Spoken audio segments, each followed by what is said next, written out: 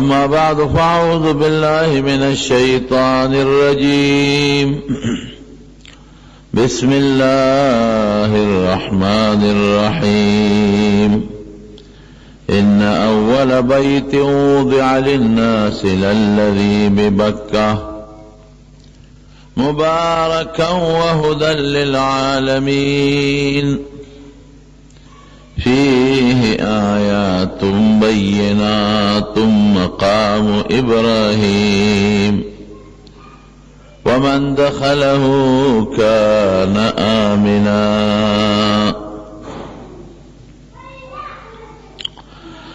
مکی مکرمی او اغی سره چې کم مقدس مقامات تی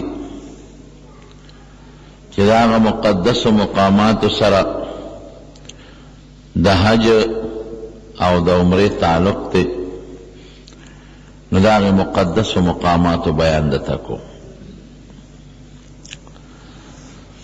د مکی مکرمی د ټولنا مقدس مقام بیت اللہ دے. اللہ مکی مکرمی تا دا بیت اللہ شریف دا وجن فضیلت ورکڑے او دومره بہتری خدای مکی خار لورکڑے دا چی پا مخدز مکا دا یو خار دومره فضائل ندی راغلے. لومبے چی رب العالمین اوبه پیدا کړي یو ملغلر الله پیدا کړه او هغې ته د خپل قهر په نظر وکتل ملغلره ویلې شوه د هغې نه لوګي اوچت شو د هغه لوګي نه خدای پاک اسمانونه پیدا کړل او په دې اوبو چې دا ویلې شوه اوبه ته جوړې شوې په هغې چې کوم زګ راغی د هغه زګ نه خدای ځمکه پیدا کړه. لیکن د ځمکې د پیدایش دا 2000 کاله مخکې حدیث شریف کې راځي د بیت الله دا ځای دا د اوبو د پاسه خدای ځلنده کړی. د اوبو حدیث پاک کې راځي نبی علیہ السلام فرمایي چې د ټولو نه مخکې مې د ځمکې او د اسمانونو نه مخکې مې اوبه پیدا کړې وکان عرشه علی الماء او دا الله د عرش او د اوبو منځ کې فاصله نه وه نه اسمانونه او نه ځمکه وه. په دې اوبو باندې یو ځلنده ځای الله پیدا که دغه بیت الله او دغه مکه وه او بیا د هغه ځلنده ځای نه زک خور که د هغې نه دا ځمکه پیدا کړه. نو بعض علما دی بیت اللہ تا سرت الدنیا وی سر نم طویل کیگی سنکی دا انسان دا نم دا انسان منز دی ویدارنگی دا مکہ مکرمہ او دا بیت اللہ دا دی طولی اوچز مکی منز دی دا دریابون نیلاوہ چه کما اوچز مکہ دا. فضیلت او بہتری رونو دادا چې د یوې خاورې او ځمکې متعلق رب العالمین دا اعلان نه دی کړی چې دې ته سفر وکړي صرف د مکې مکرمې متعلق اعلان کړی دی چې تاسو مکې مکرمې ته لاړ شئ او هلته حج وکړئ ځکه د حج تعلق فقط د مکې مکرمې سره دی. په مخ د ځمکه داسې کوټه په یو ښار کې په یو کلي کې نشته چې خلق دا غینه گیر چاپیره طواف وکړي صرف دا کوټه دا په مکه مکرمه کې ده چې بیت الله ورته وایي خلق ځي او تاویږي د طوافونه ته کوي. په مخ د ځمکه داسې ځای نشته چې الله مونږ ته حکم کړي چې دا ښکل کې یا دې له لاس یو سیو لاس ښکل کې بغیر د بیت الله او د حجر اسود ده دام په مکه مکرمه کې دی. نبی کریم صلی اللہ علیہ وسلم په خپل حجر اسود ښکل کړی او یو بل ګوټ ته رکن یمانی ورته وایي په هغې مبارک لاس راښکلی دی او حجر اسود له لاس اوړی دی هغه لاس یې ښکل کړی دی او کونټه یې وله اوړی دی هغه کونټه یې ښکل کړی دی.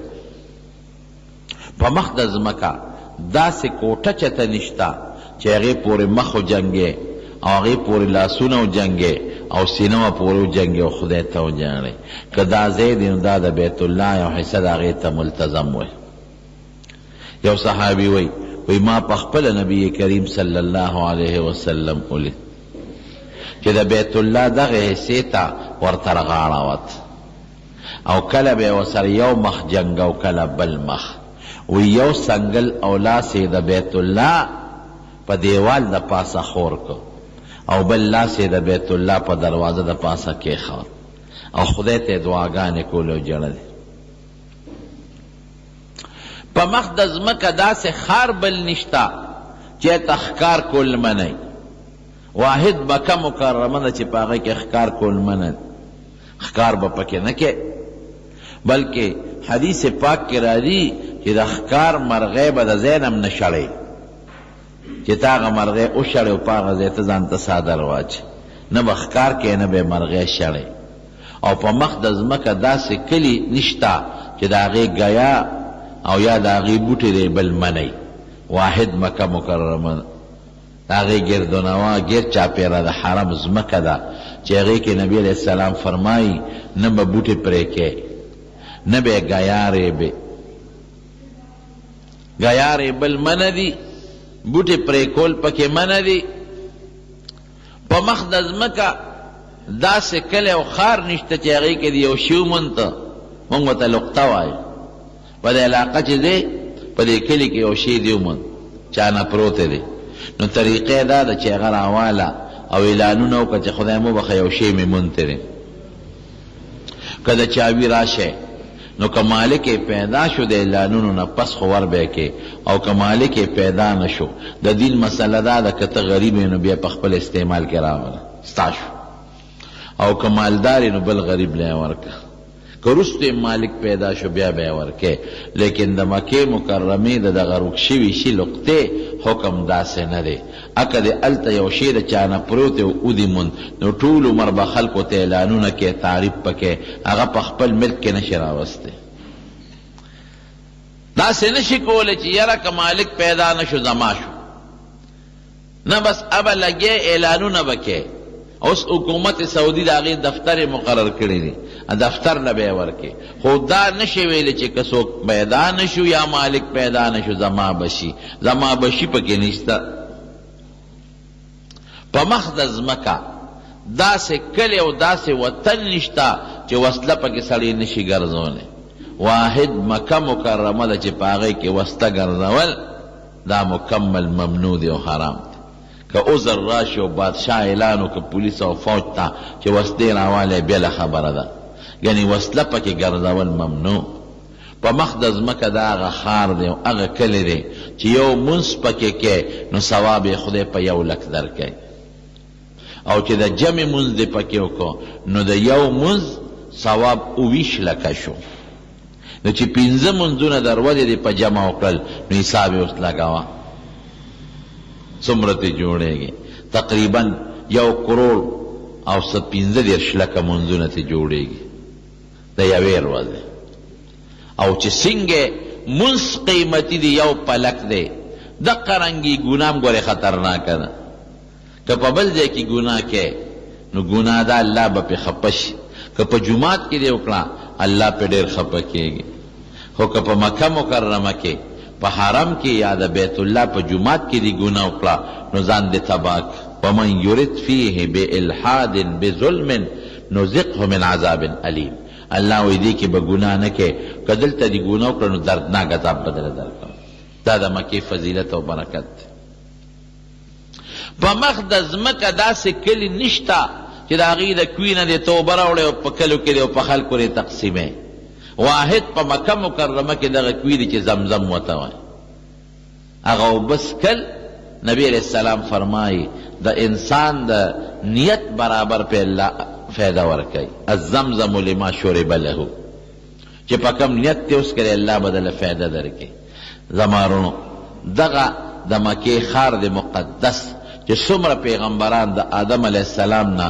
تر د نبی علیه السلام پورې تیر شوي دي نو ټولو په دې مکه کې خپل ژوند څه ناسه تیر کړی دی او مکې ته د عبادت دپاره راغلی دی او دا هغه ښار دی چې د دواړو جهانو مبارک سردار محمد مصطفی صلی الله علیه وسلم په دې ښار کې دنیا ته تشریف راوړی دی او په دې ښار کې خلپوسې کړی دي او په دې ښار کې خپل ماشوموالی تیر کړی دی او په دې ښار کې خپل بلوغ تیر کړی دی او د پیغمبرۍ نه مخکې 40 کاله او د نبوت نه پس 14 کاله 53 کاله مسلسل حضور پاک په مکه مکرمه کې تیر کړی دی. بیا هم راغلی دی په 9 هجرۍ عمره کړې ده، په 8 هجرۍ بیا په 8 بیا راغلی دی او حج مکې فتح کړې ده او په 10 بیا راغلی دی حجة الوداع کړې ده. زمارونو دغه مکه مکرمه وه چې کله نبی کریم صلی الله علیه وسلم ته کله تشریف وړو نو چې ته دې مکې ته مخ کړې ډېر یې وجاړل وی اے مکې ما حبکی الیا وی زما څه خوښه او د ټولو ښارونو نه ماته زیاته محبوبه او الله ته په مخ د ځمکه ستا نه بهترین کلی بل نشته.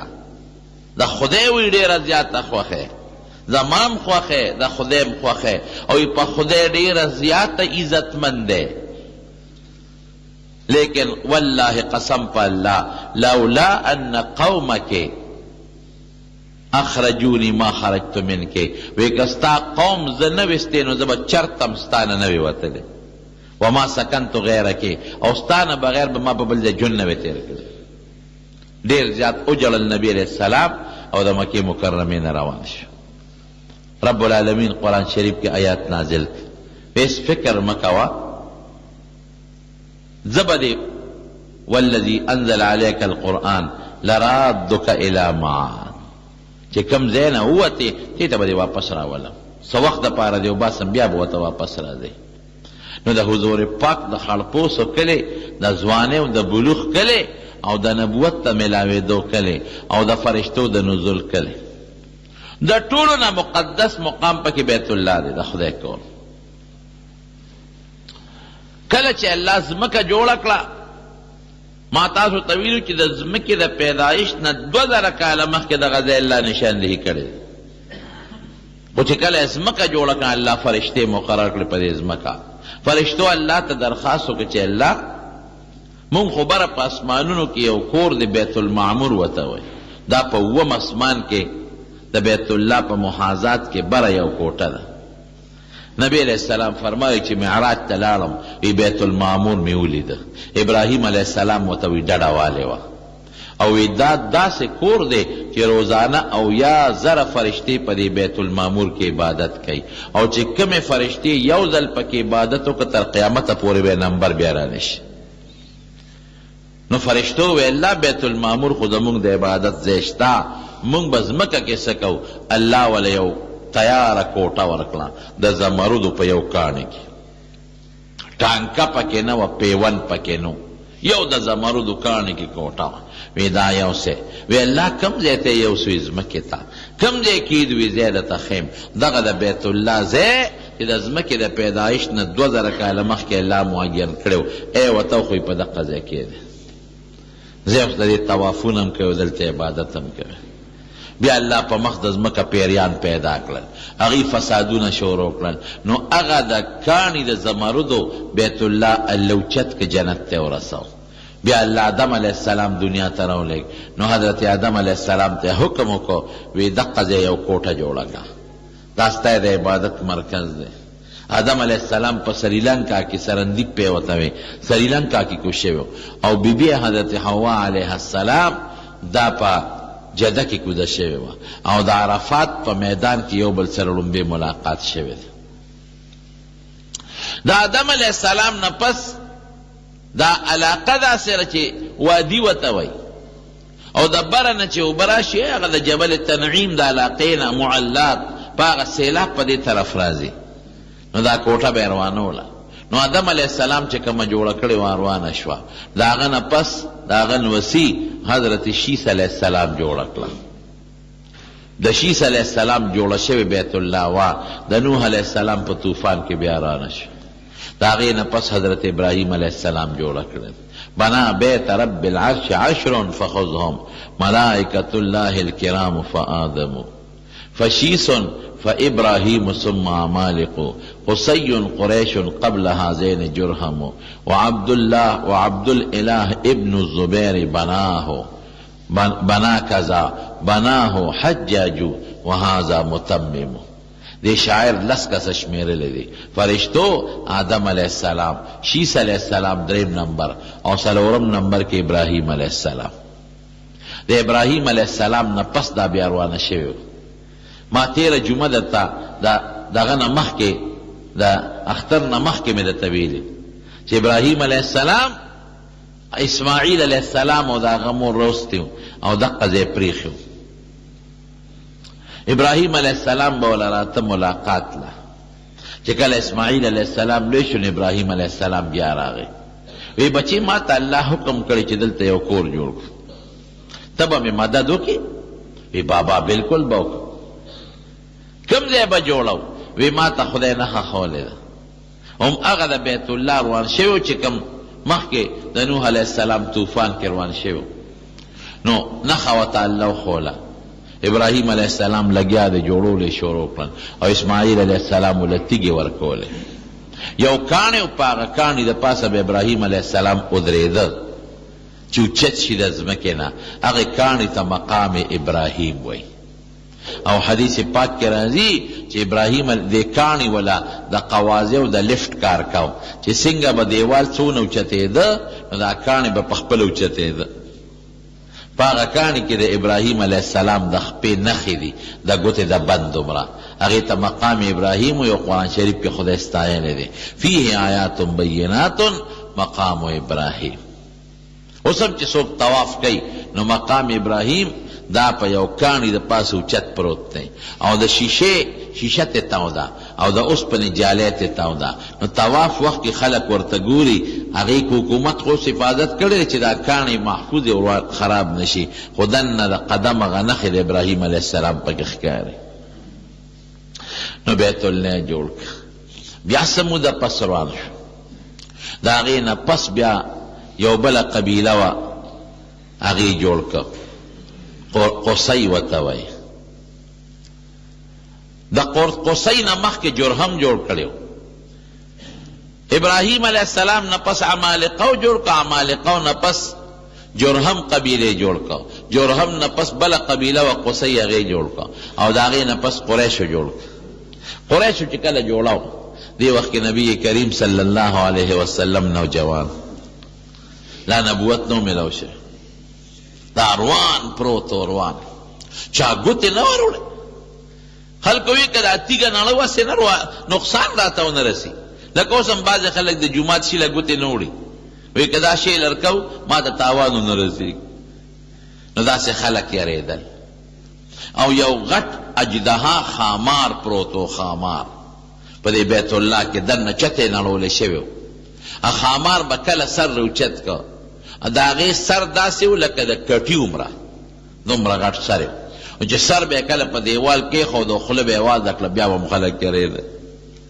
چاگوت اللہ پا دے کے حکمت دا حضور پاک زمانی تا خدای دا سات یوزل دی خامار سر روچت کرو او پا دیوال دا پاس خو دیو او دا دریاب دا طرف نیولوی مارغر آگے چه غوٹیو چلولا دا خاماری پا مخوک کیو چت کوئے تختا طولو خلقو و تکتل او یا خامار خو اگا دی مرغین یوڑو اگا دی یویڑ دا خلقو دا لر دا غمار حیبت ختم شو نو یو سو قسان نوچت شوی دا بیت اللہ روانو او دا اثرینو نوی تعمیر کو نو چاگوتے نواروڑے او دا چروانو خودتی کی با دا دی خام آتول غواری نو نقصان رو نرسی نو یو کافر پاسید اگوی دا خمون دا دی دا بیزتے پا خیال تیگی نماتو دا دی دا عزت پا خیالی ماتاو چیز اثر نوی جوڑ کو دالا او دا گنتری واغشتاو نرول شورو کلل بیا بل ورغی نو بنیادون اخکارا کلل وی اختاو رسیدن دا ابراہیم علیہ السلام دا زمانے غٹی تیگ اخکارا شوی دا اوخان عمر غٹی تیگے وی دا ساری عمر اغیتاو رسیدن نو شورو یو کلل تعمیر شورو کلل او دا جدی بندرگاہ کی او دریابی جز غرق شوی دا غین اس پنے او د هغې تختې یې په اوښانو راوړې او فیصله یې دا وکړه چې په دې بیت الله به حلال مال لګو حرام به پرې نه لګو. نو حلال مال کمو نو د حتویم دا لږ حصه اعتبار پرېښوده کم ځای کې چې ناوه مبارکه بیږي. نو چې د ځمکې نه تقریبا 4 فوټ یو چت کا 1 میټر د 2 میټرو نه پاو کم تقریبا 4 فوټو نه 4.5 فوټه تقریبا د یو چت کا چې اوس ورباندې حجر اسود کېدي. نو اختلاف جوړ شو.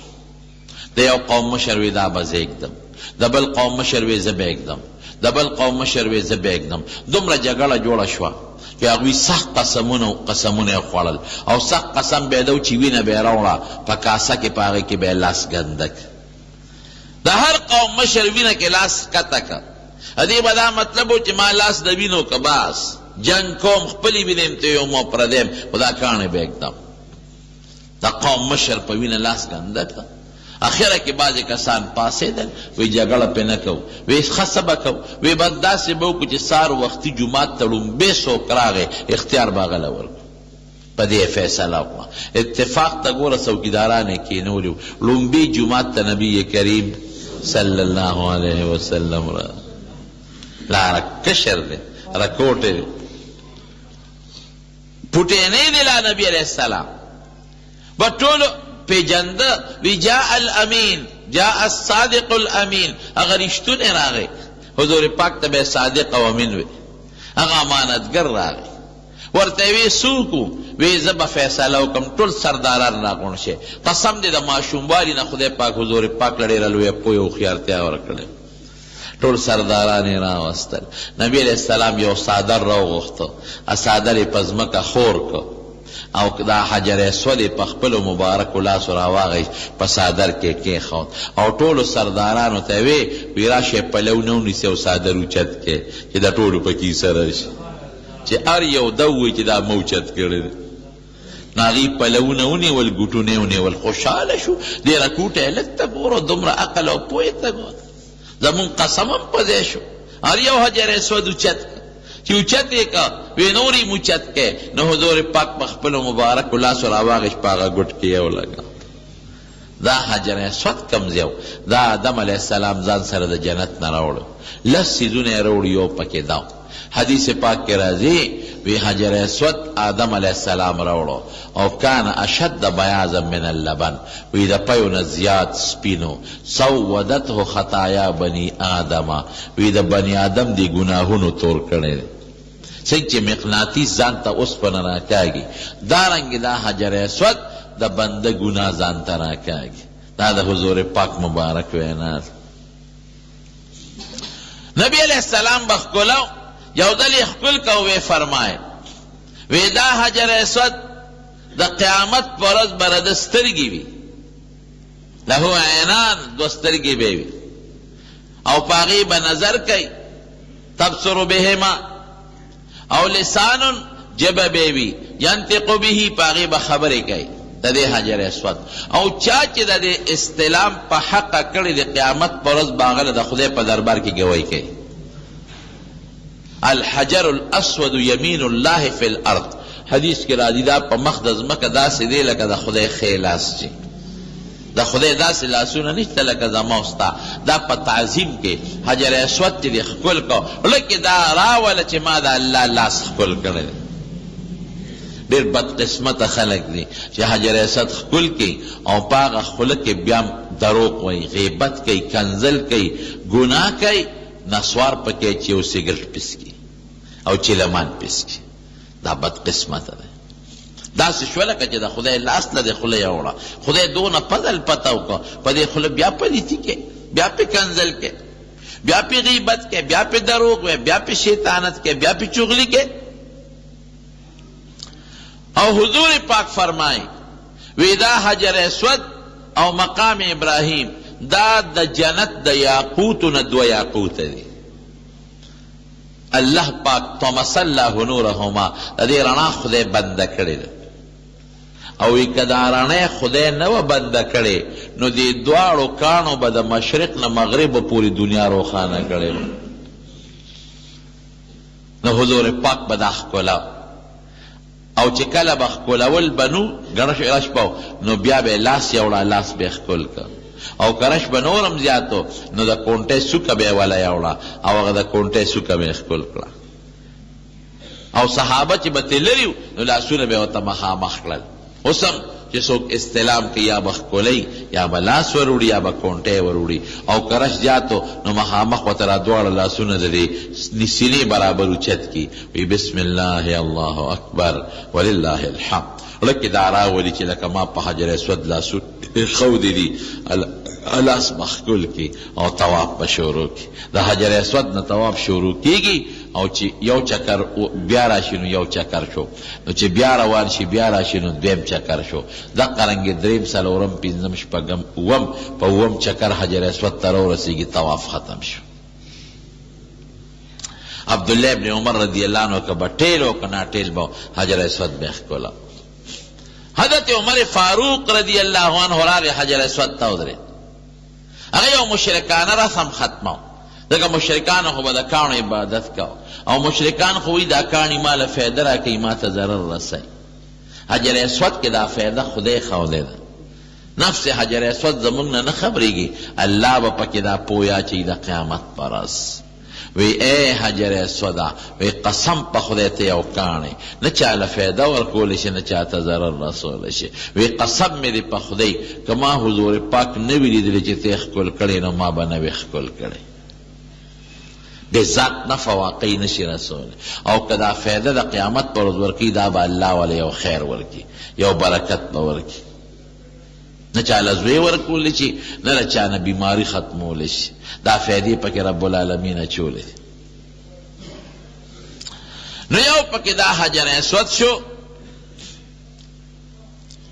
دا یوه نښه شو فیه آیات بینات مقام ابراهیم. د دې حجر اسود نه مخکې یو ګوټ راځي هغې ته رکن یماني وایي. رکن یماني د لرې ځای نه استلام نشته او نه ښکلېوالی شته خو چې خوا کې تېرېږي لاس په پرې راکاږي. د هغې دا فضیلت او برکت دی او دا ولې ځکه دا نور ګوټونه ټول نړېدلي دي او دا د ابراهیم علیه السلام په آبادۍ پاتې دی. خوا کې ورسره ملتظم دی. ما درته وختي ووې د دعا د قبلېدو بهترین ځای چې د دواړو جهانو مبارک سردار چې په خپله مستجاب الدعوات دی او صحابي وي ما په خپله ولید چې کله به یې دا خیر ننګې بیت الله پورې لګاو او کله ګس ننګې یو لاس یې پې خور کړی مخامخ دا لیچ او دا سنگل او بل لاس په دروازه مبارکه یې ښودی او خدای ته یې جړل د خدای دې درخواستونه کو او صحابه به هم دقسې کول. صحابه به ورل دروازې درشل به یې ونیوله او یې به مسکینون ببابکه خدای ستا په دروازه مسکین ولاړ دی. فقیر ببابکا فقیر ستا په دروازه ولاړ دی. مذنب ببابک او ګناهګار مذنبون ستا په دروازه ولاړ دی. عاصن ببابکا او ګناهګار خدای ستا دروازې له راغلی ستا نه بخښنه غواړي او ستا نه مغفرت غواړي.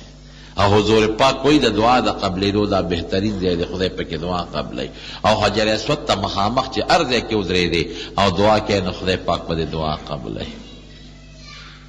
درشل مبارکه د بیت الله څومره قیمتي ده. دا بړه کې راولي چې ما د خدای کور دا د خدای داسې کور نه دی چې الله پکې اوسېږي دا نسبت الله ته تعظیم د وجې نه شوی دی. ما د خدای د کور درشل نیولې ده. یو سړی چې لاړ شي او د یو خان یا د ملک په درشل کې کینی چې زه راغلی او ماله به دا دومره شی راکې نو که ډېر هم شومي نو وشرمېږي وله ورکې نو خدای خو نه شرمېږي او نه شوم د سخي ذات دی. نو چې د خدای د کور درشل دی ونیوله په سچه او خدای ته یې توبه وویسته. خو زمونږ د پښتنو توبه نه چې توبه توبه د بدو چې څوک نی بیا هم لپه بدو داسې نه د زړه نه توبه چې دا ستومانه شي چې خدای ګناه مې کړې ده ښه مې نه دي کړی او توبه وباسې الله معافي غواړم معاف مې کړې او آینده له قصد وکړې نیت وکړې چې بیا به دا ګناه نه کوم. د خدای درشل ونیسه او داسې توبه وباسه الله به دې معاف کړي. بل پکې حتویم دی لږ ځای قریشو سره مال حلال کمو نو لږ ځای ته بار پرېښوده تقریبا یو درې نیم ګزه ځای ته بار پرېښی دی دا شرعي ګز یو نیم ګز ته جوړېږي یا په کم 2 ګزه زمونږ دا ګز ته جوړېږي دی بار پرېښی دی هغې کې ناوه مبارکه ده چې کله باران وشي په هغه ناوه به هغې کې بیږي او دیوال ته تودې د انسان د دې سینې برابر خو لاره ورته شته یو طرف ته بل طرف ته خلک ورننوځي بی بی عائشی صدیقی نبی علیہ السلام تعرض کو وی صاحب ما بیت اللہ تا داخل کا دننا دکا حضور پاک بیت اللہ تا نناوت چه مکہ مکرمہ فتح شوا نو صحابہ تے بیت اللہ صفا کے یو صحابی وردن نشو دا بیت اللہ چه کم دروانچی دے عثمان ابن طلحہ چه حضور پاک کل ہجرت کو دا ہجرت نمک یو عثمان لور گئے وی عثمان یو خبرات تکو وی تا سره د بیت الله چابی ده ویم وی زه د بیت الله نه هجرت کوم هر کله چې وزم د دې ښار نه پته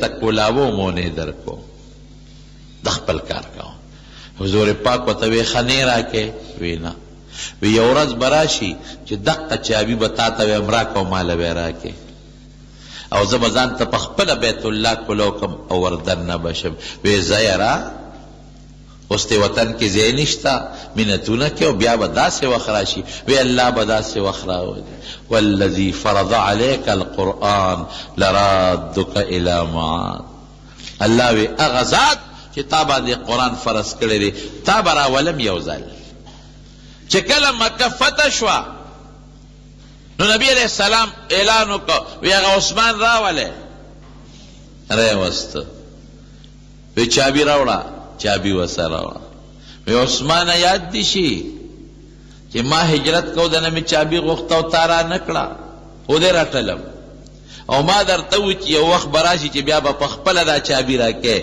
یاد دي شي هغه سر ښکته کړی وي او وی دا هغه وخت دی را چابي ته واغشته او د بیت الله دروازه په کولاو کړه صحابه ته وینه نو زه سپه کې نو د ابراهیم علیه السلام او د اسماعیل علیه السلام دانچې پکې بوتانې پکې جوړ کړو کافران او لاس کې د جواری غشي ور کړو چې دا جواری د دوی سنت دی حضور پاک په دارامات کې دا بوتان بوت که د پیغمبر دی او که د هر چا دی دا به کور نه ساتي نه به د هغې تعظیم کې دارنګې د پوټو حکم هم دی بعضې خلک ځان سره د خپلو پیرانو استادانو پوټوان ساتي دا ګناه ده هغه د ابراهیم علیه السلام او د اسماعیل علیه السلام بوتانې پرې رامات کړل او حضور پاک وی زما د قسم د الله په ذات دی که د ابراهیم او اسماعیل چرته جواري کړي وی دا ظالمان په الزام لګوي چې را سپی که نو ورننوت بیت الله ته 2 رکعته مونځ یې پکې وکړه دننه په بیت الله کې نو چې بهر روت نو الله قرآن کې آیت نازل کا ان الله یأمرکم ان تؤدوا الامانات الى اهلها الله دته حکم کوي چې امانت خپل کسته واپس کا دا چابي چې چا ودا غلا ورکا حضور اخو کافرو حضور پاک وی عثمان راوله عثمان ابن طلحه دا مشهور دی عثمان سے ابن دا بل دی ها غیر وخت جراوی وخت وی ها ما ته الله حکم وکړه چابي والا دا به تا سره اگر چې کافر دا ستا امانت دی او ستا نه پس به ستا په نسب کې ستا قوم کې چلیږي بل چاله به نه ځي هغه چې د حضور پاک دا خبرې واورېدې هغه وی د الله رسوله ما ته ایمان را مخکې کا او ما ته کلمه ووایه خدای پاک مسلمان هغه چابي تر ننه پورې د هغه عثمان په نسل کې چلیږي د حضور پاک پیشنګویي شوه چې ستا نسل کې به چلیږي دې کې دا اشاره شوه چې ستا نسل به تر قیامته پورې وي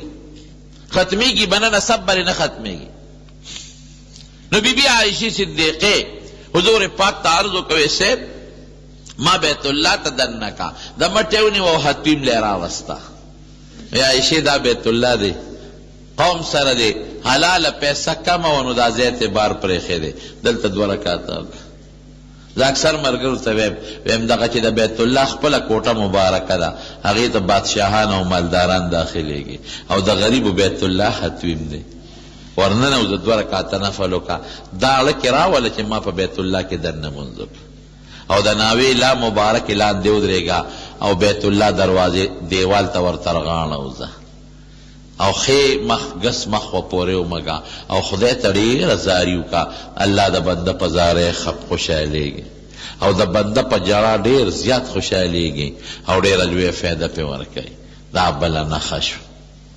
دغه حتویم کې برابر یو قول د بی بی هاجرې رضی الله تعالی عنها قبر هم دی او د اسماعیل علیه السلام قبر هم د دې پکې لاندې دفن دی. دروازې مبارکې ته مخامخ مقام ابراهیم دی.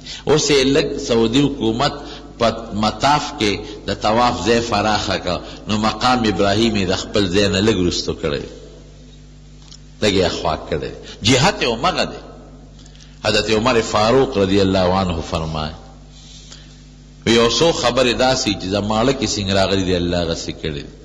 حضور پاک چې راغی وی دا الله رسوله وی طواف نه مخکې د مقام ابراهیم سره مونځ نه کوو. وی عمره ما ته چې خدای حکم وکړي کوه چې نه کړي نه بد دی کې الله قرآن کې آیت نازل کړ واتخذوا من مقام ابراهیم مصلی. نو چې طواف څوک وکړي هغې نه پس 2 رکعته واجب دي نو هغه به د مقام ابراهیم نه شاته کې داسې ځای کې به وکړي چې مخ دې هم بیت الله ته او مقام ابراهیم ته. او ما سار یو حدیث کته هغې کې راځي چې د دعا د قبلېدو یو ځای دغه هم دی چې مقام ابراهیم ته او بیت الله ته مخامخ مخ هر څومره وروسته چې ودرېږي پروا نشته. بعضې خلک بلکل مقام ابراهیم سره خوا کې ودرېږي نږدې نو طواف کې خلکو ته رکاوټ جوړ شي خلکو ته به ضرر نه رسې شاته ودرېږه چې خلکو ته ضرر نه. بله نښه پکې بهترینه د زمزم چینه ده.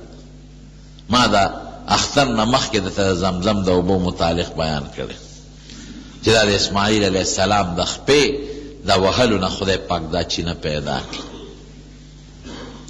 او نبی علیه السلام وفرمایل وی الله پاک دې د اسماعیل په مور رحم وکړي که دې ته بندی نه وی چولې دنیا به یې سیراب کړې وه.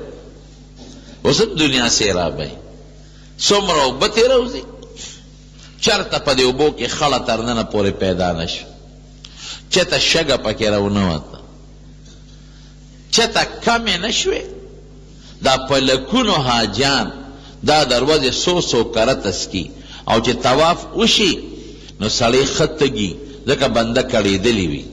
او نبی علیہ السلام دا نه فرمایي چې اوس کا وی دومره اوس کا چې پختی پې وپړسې نو هر کس لګي ښه ډېر اسکي او هر سړي بلډینګ خو کم از کم دا د 15 منټو د 20 منټو د 10 منټو مزلدار چي نو چې راشي تږي طواف عمرې نه پس تږي نو ډېرې زیاتې اوبه څکي او ځان سره بلډینګ ته وړي هر چا ځان سره ګوتی راوړي او یا بوتلې راوړي هغه چې ډکوي بلډینګ ته وړي ټولې اوبه د حاجیان ماښام ماسخوتن سار دلته بان دا د زمزم استعمالوي اوبه کمې نه شوې. مدینه منورې ته دا ټینکرې روانې دي او چلیږي. په مدینه منوره کې چې څومره اوبه استعمالیږي د څکلو دا ټوله زمزم استعمالیږي. هلته مهاجیان عمرو والا په بوتلو کې د هغه کولرونو اوبه چې ځان سره بلډینګونو ته وړي هلته هم ډوډۍ سره څکي دومره اوبه استعمالیږي. او سعودي حکومت یې دومره حفاظت کوي. په زمزم د یو سړي ډیوټي وه ما دې تپوس وکړو مې ستا کوم دی ډیوټي ده وی زما په مدینه شریفه کې په زمزم ډیوټي ده. هلکه مې دا راته وایي چې د اوبه په څه کې راځي او تاسو دې سره څه کوئ وی دا په غټو غټو ټینکرو کې راځي او حکومت سعودي والا یو ځای راته یاد کړي دقه ځای کې ولې یو کوی جوړ کړی په ځمکه کې دننه وی هغه کوی کې دا اوبه ځي او هغې کې جمع کوي او دومره حفاظت یې کوي چې زه حیران شم. وی چې کم مزدوران دي لیبر دي او په دې کوی کې هغه د اوبو خدمت کوي نو لاس ته به خامخا دستانه اچوي پلاستیک والا او صفا وجود سره برازي وی هر 2 میاشتې پس حکومت موږ له ټیسټ کوي میډیکل ټیسټ چې کلک پچا کې د زکام یا د مرۍ یا بل قسمه وایرس راغلی یا بیماری د هغه ډیوټي بدله کې بل راولي او هر سار ډاکټر راځي 3 بوتلې تی وړي نو په لیبارټرۍ کې ټیسټ کوي د هغې نه پس اجازت موږ له راکوي چې دا په کولرو کې اچوي او فلټر مشین یې ورته د هغې د پاس هم لګولی دی چې دا صفا پاکې خو اسم دي خو په دې ټریلرو کې راځي ټینکرو کې او د خلکو لاسونه جنګېږي نو اسې نه څه جراثیم پکې دننه نه شي. دومره احتیاط ورسره کوي. نو بعضې تازه غیر مبردې پې لیکلي هغه تازه اوبه او بعضې په پلانټ باندې یخی په کولرو کې پرتې. یو ځل د انګریز یو سوال هم راغلی، وی ماله د دې خبرې جواب راکړئ د زمزم د اوبو چې دا نه خړېږي نه څښا کېږي نه پکې شګه راځي. دا وویل مې دا معجزه ده د اسماعیل علیه السلام. دا اوبه چې په کلونو پرتې وي، په کلونو. په 1954 کې زمونږ باباجي تلی و حج له او ځان سره زمزم اوبه راوړی او په هغه زمانه کې زمزمې به یې ورته اوس د پلاسټک میلاویږي، هغه به د ټیم وی، د ټیم زمزمې کې ځان سره داسې راوړی وی. زمونږ یو رشته دار وفات شوی و، نو هغې وی چې زمزم اوبه مې لږې راوړی، نو وی ودرېږه باباجي ځان سره زمزمې راوړی مونږ کره پرته ده. وی چې هغه د زمزمې راوالو، هغه زمزمې راواغېشتله. کم از کم دا څه الله به نن مخطا کوي خو څه 35-36 سال پس، بلکې د هغې نه زما د پیدایش نه مخکې هغه حج کړی دی، 40 سال غالبا تېر و. امون کولا وکړله، صرف د ټیم د لوښي معمولي غوندې خوند پکې و، باقي مقصې پاکې پرتې وي. تا چې کم په ډسټر واټر دی او صفا اوبه دي چې انجکشنو دپاره استعمالیږي او یا ډریپ دپاره کم په پلانټ باندې هغې اوبه صفا کړي دي او محفوظ کړي دي، په هغې هم ایکسپایري ډیټ لیکلی دی. دې تاریخ نه پس به دا بیا خطرناکې وي، لیکن د زمزم د اوبو خطره نشته. حضور پاک مبارک فرمای الزمزم لما شرب له، وی زمزم چې چا په کم مقصد اوس که الله با مقصد ولا پوره کوي، خو مضبوط عقیده او کلک یقین غواړي. ام د تندې د ختمېدو کار کوي، ام د ډوډۍ د مړېدو کار کوي. د دې وجې نه خلک ډېر سکې هم نشي. نو مدینه شریفه کې په جده کې یو 2-3 جماعتونو کې ما منځونه کړي دي، قسم دې په هغه جماعتونو کې هم د زمزم اوبه ما لیدلې دي. یو کس دی په مکه مکرمه کې خدای د چا نه کار لي، د هغه دا ډیوټي د خپله پیسه لګوي چې هغه د زمزم د اوبو داسې شنې ټپکې وي غټې غټې، هغه شنې ټپکې ډکوي کودی کې ځان له مستقل اوس نن سبا دفتر دی هلته پیپ ایستلی هلته یې ډکوي او صیبه اپه ټولو حاجیانو په بلډنګونو کې ګرځوي، مفت په لکاو ریاله دروازې د هغه خرچه ده، د وړي لیبر دی ورسره. او چې کوم ځای حاجیان اوسېږي نو هلته کې 10-12 ټپکې ایږدي او تشې تې وړي او بیا وله راوړي. یو کس د حجر اسود د خوشبویۍ ذمه داري اخیستې ده، یو شیخ، او دا ډیوټي به زموږ دا خوشبو به زه پورې کوم. ما نه اوس یېر دي چې دروازې د 4-10 دي او که د 4-40 ریالو خوشبویۍ هغه صرف په حجر اسود لګوي. الله د مسلمان په زړه کې اچولی ده. داسې خار په دنیا کې نشته چې د مسلمان د زړه نه هغې سره مینه وي سوا د مکې مکرمې او د مدینې منورې نه. داسې کوټه به په ټوله دنیا کې پیدا نه کې چې د انسان د هغه سره د خپل ځان او د خپلو بچو نه زیاته مینې سوا د بیت الله نه. ابراهیم علیه السلام دعا کړې فجعل افئدة من الناس تهوی الیهم، خدای د خلکو زړه ورته مایل کړي او مکه د خلکو زړه ورته مایل دی. حج چې وکړي وایي چې بیا به چې کور ته راشي 2 ورځې تېرې کړي چې بیا به کله ځو، عمره چې وکړي او چې کور ته راشي او څو ورځې تېرې کړي نو بیا همغه خوبونه یې نه چې بیا به هغه ځای له کله ځم. الله دې مونږ تاسو وله بوتلی. زمزم پکې بله نښه شو، د صفا غونډۍ پکې بله نښه ده، د مروه غونډۍ پکې بله نښه ده. د دواړو منځ کې خلک سعی کوي کله چې طواف وکړي د بیت الله وچه کرې او بیا ورپسې 2 رکعاته واجب الطواف وکړي، د هغې نه پس لاړ شي صفا او مروه ته، صفا مروه په منځ کې وچه کرې وایي نو عمرې پوره شي. جبل ابي قبیس مخامخ یو غټ غر دی، مشرقي او مشرق او جنوب ته سایډ ته، اوس پې د بادشاه محل دی. په دې د پاسه یو جوماتو خلک ورته مسجد بلال وایي، خو دا مسجد هلال دی، اوس خو څوک نه پرېږدي محل دی. شق القمر د سپومۍ د سیرې کېدلو معجزات هلته شوي وه. ابو جهل او دا خلک راغونډ شو، نبي علیه السلام ته یې وویل وی ځکه موږ ته یو نښه ښکاره کړه، هغې خو به د ټوقو ملنډو نه وې، وی څه نښه راته ښکاره کړم، وی هر څه چې نو معجزه د پیغمبر په اختیار کې نه، دا چې کله خدای غواړي د پیغمبر نه صادره کړي او چې الله ونه غواړي نه صادرېږي. نبی علیہ السلام اللہ تا درخواست کو، اللہ درخواست قبول کو. ابو جہل توی خیو چل دے یو خبر اللہ مالو سرا کئی کدی خوخی دا سپومی دا تا پدامیان ما تکم او بمانی وی یو دا سکارو کا. نو پدا غر نبی علیہ السلام ولارو سپومی پمین دوزای شوا، نیمه یو خوا شوا، نیمه دا غر نه یو خوا نیمه بل خوا، او بیا یو بل سر پیوست شوا. وی وای کنا اوس ایمان راوړې کنا وی دا ستا جادو په مونږ دی جادو کړی، نظر بندی دی وکړه. وی ښه وی نظر بندی خو په حاضرینو کېږي، تاسو ما ته حاضر یې، بل چا نه تپوس وکړئ ځه. وی ځه ګوره زمونږ یو قافله را روانه ده شام ته تلې ده، نو که دا سپومې چودي خو ټولې دنیا به لیدلي، زمونږ قافلې به هم لیدلي. نو هغه قافلې نه به تپوس وکړو، که هغې وي چې واقعي شلېدلې نو بیا به ته ټیک وی، او که هغوی انکار وکړو نو بیا به ستا په مونږ جادو نظربندي به دې کړي. وی ډېره ښه قافله څو ورځې پس راله، ابو جهل او نبی علیہ السلام ټول راغونډ شو. وی تاسو په پلانکې شپه څه ناشنا خبره خو نه ده لیدلې؟ وی لیدلې م ده. وی څو؟ وی شپومۍ په میان دوه ځایه شوه بیا یو ځای شوه. وایه اوس څه وی ځه نظربندي خو پتا وه دوی خو د څو ورځو په مزل لري وو. یاره وی ته دونه غټ جادوګر یې چې ستا په هر ځای کې جادو چلېږي. عیاذا بالله. جبل ابي قبیس یو بل جبل و جبل قعقاعان خو هغه اوس حکومت ختم کړ، په هغې د پاسې غټ بلډینګ جوړ کړه. جعرانا یو 22 کیلومیټر د طائف طرف ته او د مدینې طرف ته دا یو ځای دی. حضور پاک پکې دمه کړی و، د حنین غنیمتونه پکې تقسیم کړي او د هغه ځای نه د عمرې نیت کړی و. اوس هم بعضې حاجیان دوستان لاړ شي د هغه ځای نه عمرې نیت کوي. مسجد عایشه تنعیم ورته وایي، هغه ځای نه نبي علیه السلام بی بی عایشه لیږلې وه، عمرې ته کړې ده. حدیبیه نن سبا نوي نوم شمیسیه دی، هلته د حضور پاک په سنچې هجري چې کله راته او عمرې کول او د مکې کافرو بند کړ،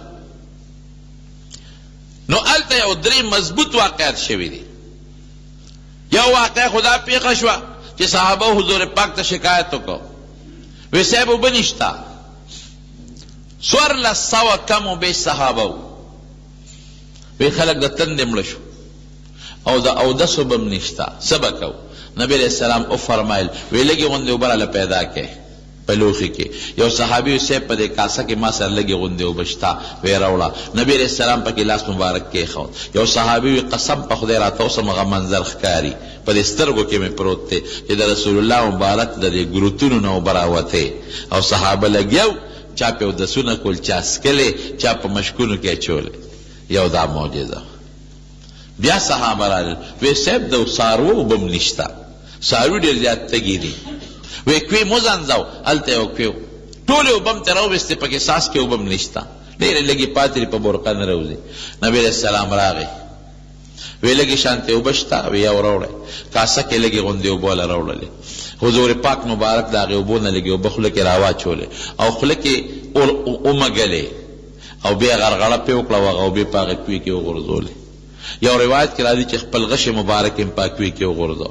صحابو ته سر پې بند کړئ، سر یې پې بند کړ. وی لږ صبر ورته وکړئ، صبر یې ورته وکړ. وی اوس ته سر لرې کړئ، سر یې ترې لرې کړ. وی ځای سې وبس کړئ.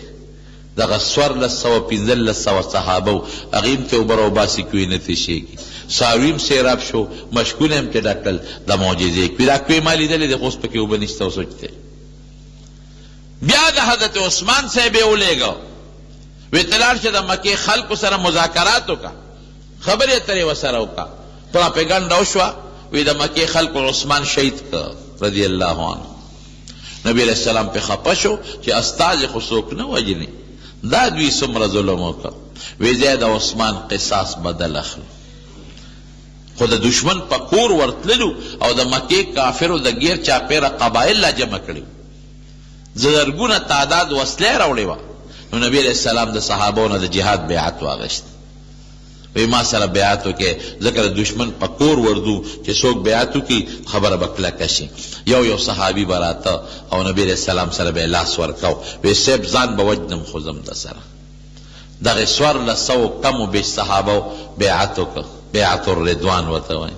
اخره کې نبی علیہ السلام لاس اوچت کړ، وی دا لاس د عثمان دی او دا زما دی، وی د هغه له طرف نه ما بیعت وکړ یو صحابي وی عثمان ډیر خوش قسمت دی، وی مونږ په خپل لاس د حضور پاک سره بیعت وکړو او حضور پاک خپل لاس د عثمان لاس وګرځاو، د عثمان د طرف نه نبی علیہ السلام بیعت وکړو، وی قسم دې زمونږ د لاسونو نه د حضور پاک لاس د عثمان د پاره ډیر بهتر.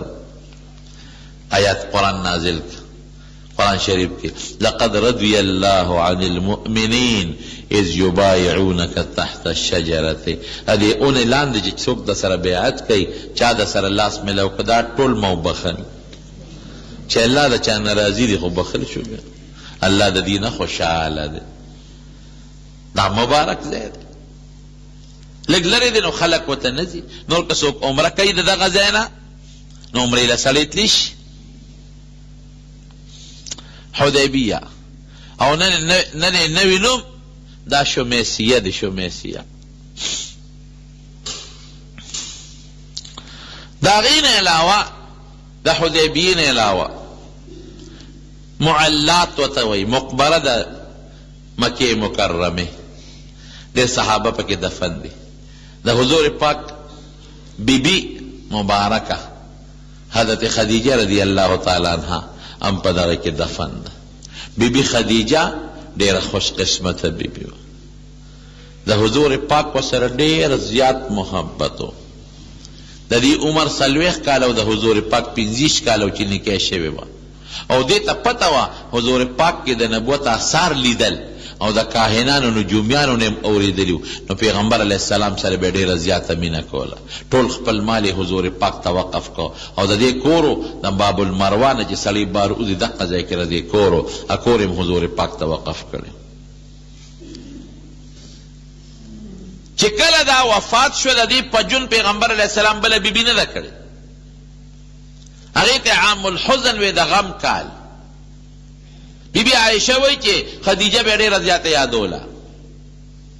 وی دومره صفت به د هغې کو چې بل له خو قار ورځي که نه چې ماله به وي غصه راله. وی غصه نه وه پکار ځکه هغه بن باندې غصه پکاري چې په کور کې ورسره یو ځای وي یا په ژوند کې ورسره یو ځای وي. وی دا هغه وخت کې مړه وه چې د لا پیدا هم نه ومه ډیره مانه مخکې تېره شوې ده خو بیا دون صفت به ولا کو چې مالا بقار راغی. نو ما ورته یو ځل وی د الله رسوله په دنیا کې بله ښځه نه وه دغه یوه بوډۍ وه بس. وی حضور پاک مسکی شو وی انها کانت وکانت عایشه هم دقه یوه ښځه و بله نه وه او دومره محبت و چې د خدیجې د زمانې کمې زنانه وې چې د خدیجې رضی الله عنها سره د کومو ښځو تعلقات و وی نبي علیه السلام به ګډ چیلی لال کو د هغې هغه دوستانو ښځو له به یې هغه غوښې لېږلې او خدیجې له به الله په جنت کې د یو ملغلرې مکان ورکوي. د یو ملغلرې نه به جوړي نه به پکې پیوند او نه به پکې ټانکۍ نه به پکې شوري او نه به پکې ستړیوالي او نه بیماري به دا به والا خدای ورکوي. د هغې قبر دی په معلات کې د مکې په مقبره کې. د نورو صحابو قبرونه هم پکې شته. د حضور پاک د پیدایش خپل کور اوس هم شته. اوس ته مکتبه جوړه شوې ده کتبخانه لایبرري چې ورته وایي. سړی چې د مروه د صفا په دې منځ کې په دې میدان کې وځي هلته ټټی دي خلک ورته د ابوجهل ټټی وایي. دغه ځای کیسر کې د ابوجهل پلید کور و هغې سره چې مخامخ بنده وځي یو لایبرري ده دا د حضور پاک د پیدایش کور او د هغې شاته شعب ابي طالب اوس ختم شوی دی. د هغې شاته چې 3 کاله حضور پاک په کوم ځای کې د کافرو د لاسه هغې ورسره بیکاټ کړی و هلته دیره مسجد جن ورته وایي. پیریانو یو ځای کې په حضور پاک ایمان راوړی هغه ځای باندې یو جومات اوس جوړ دی مسجد جن ورته وایي. او چې مکه مکرمه فتح شوه نو حضور پاک یو صحابي تپوس کوي جنډه د اسلام کم ځای ښخه کم نو یو ځای ورته وخوي دقه ځای ښخه کا په هغه ځای یو جومات جوړ دی هغې ته مسجد الرایه وایي.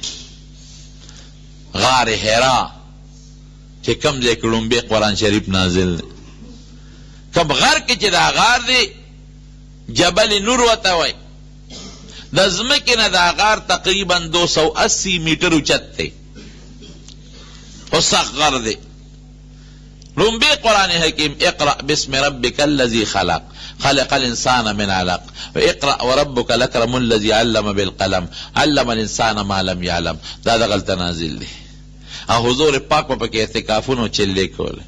غار ثور دا یو بل غر دی کم دی کې چې حضور پاک هجرت کو او درې شپې پکې هغې تېرې کړې دي. نور مقدس مقامات لکه مینا کې جمرات تی خلق ورته شیطانان وای. هغې سره خوا کې یو جومات دی مسجد عقبه ورته وای چې کم ځای کې د مدینې انصارو د حضور پاک سره 3 کاله پرلپسې بیعت کړو او بیا د هجرت دعوت ورکړو. دا جومات دا هغه ځای باندې ترکو جومات جوړ کړی دی، زیړ رنګ یې ورکړی دی. دا جومات مخکې د غونډۍ شاته او چاته نه ښکارېده. غونډۍ ته حکومت اوس ختمه کړې ده د حاجیانو د فراخت دپاره، نو هغه جومات ښکاره شوی دی. مسجد خیف دا دی د حضور پاک خیمه و په مینا کې. مسجد مشعر حرام په مزدلفه کې د حضور پاک خیمه وه. هغې سره خوا کې یو غر د جبل قزح ورته وایي، نږدې دی ورسره. د دې جبل قزح دومره لوی فضیلت دی چې په مخ د ځمکه د اسمان لاندې د دعا د قبلېدو د دې نه بهترین ځای بل نشته. خو ټیم یې د حج دغه ورځ سار دی، ګورې د اختر سار، بل ټیم نه. او بیا مسجد نمیره په عرفات کې، حضور پاک په عرفات کې خیمه په مسجد نمیره کې وه. جبل الرحمت دغه ځای سره خوا کې مشرقی جانب ته نبی کریم صلی الله علیه وسلم وقوف کړی او صحابه ورته ګیر چاپېر. په دا ټولو خاورو د مکې مکرمې او ګردونوا د دواړو جهانو مبارک سردار ګرځېدلی، خلپوس یې پکې کړی دی، ګډې چیلې څاروي پکې ساتلي دي او سره ولې دي پکې، او صحابه یې پکې ژوند تېر کړی دی او بچو یې پکې ژوند تېر کړی دی. او 14 کاله حضرت جبریل علیه السلام ته پرلپسې راغلی دی او 14 کاله قرآن راوړی دی نبی کریم صلی الله علیه وسلم ته. او د صحابو زندگی و پکې او د حضور پاک د پیدایش ځای دی. نو دا هغه مقدس مقامات دي زمونږ د دین سره تعلق دی. فیه آیات بینات مقام ابراهیم. نو سړی چې حج ته لاړ شي نو یوازې حج نه دی، حج مو کې حج فریضه ده. عمرې پکې وکړي، د عمرې ډېر لوی ثواب دی. حضور پاک فرمایي العمرة نصف الحج، عمره چې سړی وکړي د نیم حج ثواب خدای ورکوي. او چې 2 عمرې دې وکړي العمرة الی العمرة کفارة لما بینهما، د یوې عمرې نه بلې عمرې پورې چې څومره ګناهونه دې کړي خدای به یې معاف کړي. والحج المبرور لیس له جزاء الا الجنه، او چې حج مقبولي د جنت نه ما سوا د هغې بله جزا شته دی. دا مقدس مقامات به بیلې ووینې پکې، د دعا د قبلېدو ځای نه دي پکې، دعاګانې او پکې بیلې وکړي. حضرت عمر فاروق رضی الله عنه مکې مکرمې ته حضور پاک مبارک د مټه ونیو ورسره جلب وکړ. دا خلک چې اوس ځي ورسره جلب کوي، اوس خو دې خلکو رواج جوړ کړ، رواج به ترې نه جوړوي. او اصل کې شرعاً چې څوک ځي حج عمرې له ته ورسره جلب کوي نو دا ثابت دي. حضرت عمر فاروق رضی الله عنه سره د مدینې نه لږ بار ووت او ورته څه وایي اخینا ای ورورکې لا تنسانا فی دعایکا، وایي مونږ ګورې په خپله دعا کې هیر نه کوي. دې نه دا معلومیږي چې دغه دعا د قبلېدو ځای نه دی. دا معلومیږي چې یو لوی سړی د رکوټي نه هم دعا غوښتلی شي او د کلي نه بار عمرې او حاجي والا سره تللی هم شي. او چې حضور پاک به کلم د سفر نه راته که د عمرې به او که د حجو او که دارنګې د جهاد به او صحابه به له استقبال له د کلي نه بار وتل. نو اوس هم که څوک د حج عمرې نه راځي او څوک وایي د کلي نه بار استقبال له لاړ شي نو وتې شي. خو زمونږ خلکو ته اوس رواج جوړ کړی دی، دې راله راوتې اوس وله ورځم او دې نور راغلی نه ورځم، نو رواجي کار به نه کوې، د شریعت او د سنت مطابق کار به کوو. حاجی عمرې والا چې راشي خدای پاک یې 40 ورځې دعا ګورې قبلی، کور ته نیتلې بالخصوص دعا قبلیږي. او ورته دا وایې وایي چې ما ته ووایه چې خدای دې وبخه، چې دې درته ووایي چې خدای دې وبخه، دا ښه دعا ده. نو دا د مکې مکرمې مقدس مقامات شو، د مدینې منورې مقدس مقامات. انشاءالله که وخت و بله جمعه بیان به درته وکړو.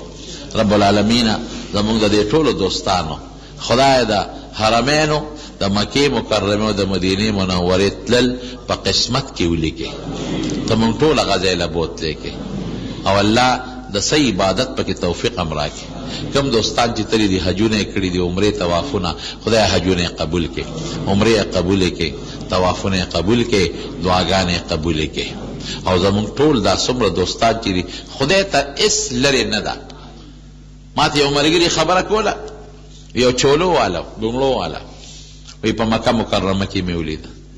نو ما ته تپوس وکړو چې هلکه زه اسې پر حیران شم چې دا خو ګونګړي خرڅول ګونګړو کې څه دونه پیسې لري چې بچو له پرې رزق هم ګټي او د ډاکټر علاج پې هم کوي او پکې حج لم راغلی دی. مې چې تا لکه هغه پلان کې ګونګړو والا خو نه، ګونګړي مار خو نه.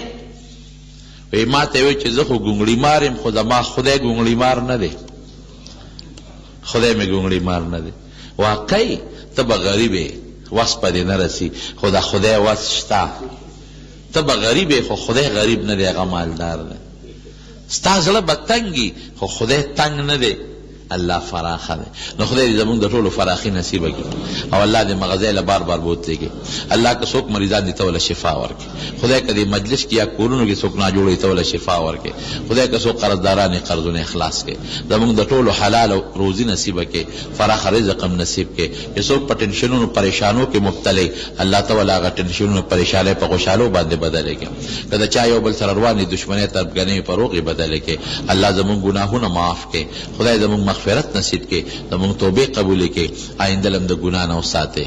خدای نیکو ته توجه پیدا کړي. خدای زمونږ په عمرونو کې برکت واچي، اولاد کې برکت واچي، مال کې برکت واچي. خدای دوست زمونږ چې څومره دوستان دي ستاسو زمونږ د ټولو خیر او برکت نصیب کړي او الله ته زمونږ نه راضي شي. خدای ته زمونږ نه راضي شي، خدای ته زمونږ نه راضي شي. ژوند او مرګ هم دواړه په ایمان او په اسلام نصیب کړي او آخر وخت کې په خپل دا کلمه نصیب کړي چې لا اله الا الله محمد رسول الله.